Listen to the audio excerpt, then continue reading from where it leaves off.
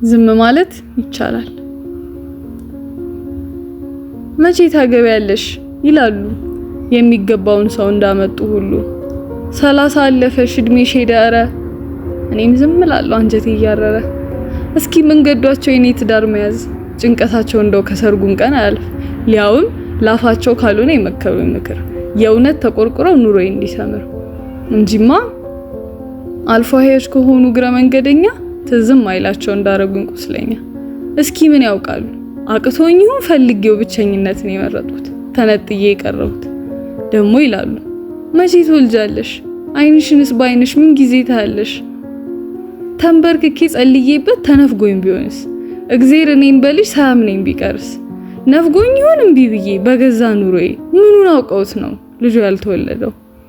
ሌላውን እንችለዋለን አታገቡ አትወልዱ ግን አይባልም።